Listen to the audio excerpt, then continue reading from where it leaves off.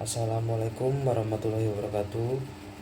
Yang terhormat Bapak Dr. Sudrajat dan Ibu Primanisa Inayati Azizah, MPD, sebagai pengampu mata kuliah Kebudayaan Islam dan Kolonial, serta teman-teman yang kami banggakan.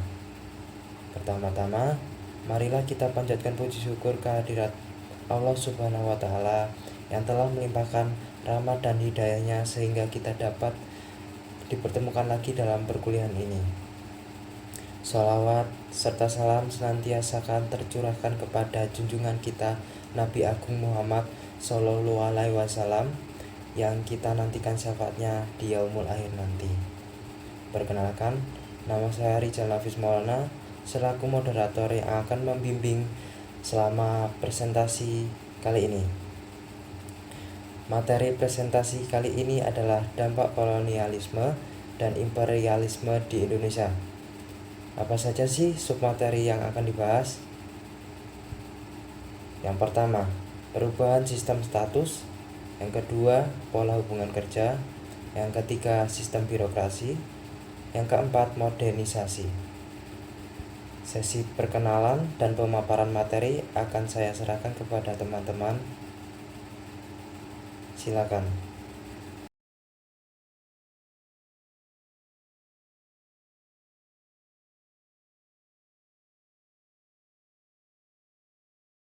Pertama, perubahan sistem status. Di Jawa, hierarki sosial terbentuk dari kepemilikan tanah. Pada masyarakat kerajaan, terdapat perbedaan besar antara bangsawan dengan rakyat biasa maupun dengan budak. Hal ini karena pengaruh dari budaya Hindu yang menganut sistem perkastaan berdasarkan keturunan. Di daerah pinggiran, orang tua memiliki otoritas terhadap golongan muda, serta wanita yang biasanya dianggap rendah berperan di bidang pertanian, sehingga mereka di sini lebih dihormati.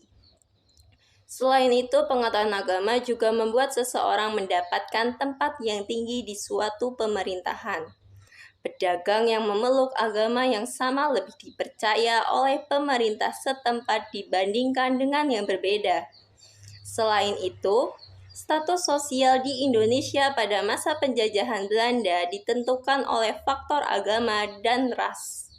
Pada zaman penjajahan Belanda, pemerintah Belanda memiliki status sosial tertinggi dengan diikuti oleh orang Kristen, Cina, dan orang Indonesia yang berada di tingkat terbawah.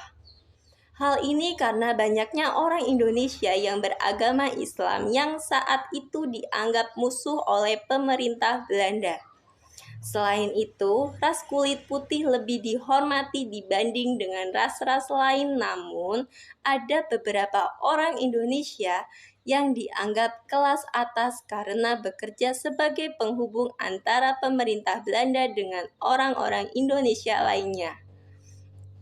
Seiring waktu, bangsawan Jawa ditugaskan untuk bekerja di pemerintahan Belanda, sehingga diangkat ke golongan yang lebih tinggi.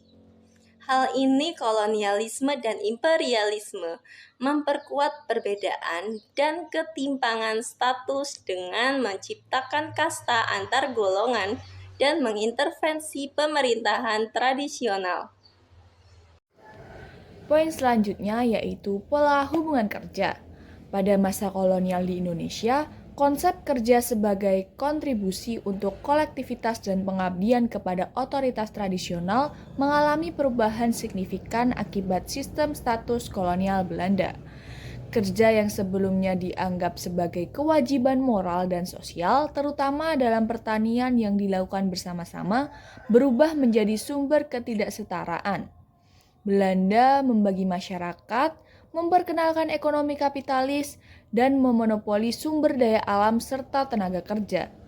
Banyak orang kehilangan tanah, martabat, dan terpaksa bekerja sebagai buruh tani atau kuli, merasa teralienasi dan tereksploitasi. Di kota-kota, pola perubahan kerja berbeda, dengan perbudakan sebagai sumber utama tenaga kerja untuk perdagangan dan perompakan meningkat pada masa kekuasaan Kompeni Belanda. Perubahan ini menyebabkan kerugian sosial seperti kehilangan solidaritas dan kepercayaan antar anggota masyarakat. Selanjutnya, sistem birokrasi dalam era kolonial Belanda di Indonesia. Nah, kekuasaan pusat dalam birokrasi dipegang atau berada di tangan Raja atau Ratu Belanda. Namun, dalam implementasinya di negara jajahan, kekuasaan Ratu Belanda didelegasikan kepada Gubernur Jenderal. Gubernur Jenderal sendiri memiliki kontrol penuh dalam membuat setiap keputusan politik di negara jajahan. Kemudian proses rekrutmen pada masa kolonial Belanda sangat dipengaruhi oleh penguasa Belanda. Nah, 3 posisi teratas dalam struktur birokrasi ini diisi oleh orang-orang Belanda atau keturunannya.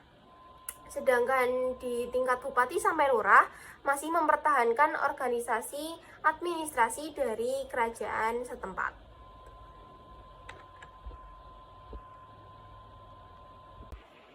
Selanjutnya, ini ada bagian struktur birokrasi dalam era kolonial Belanda di Indonesia.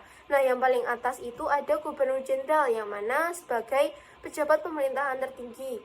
Kemudian ada gewes atau residensi yang dijabat oleh seorang residen membawahi wilayah keresidenan kalau sekarang ini setingkat dengan provinsi. Kemudian ada afdeling atau seorang asisten residen. Kemudian ada under afdeling dan gegenschap yang dijabat oleh seorang controller dan bupati atau patih, yang mana ini setingkat dengan kabupaten.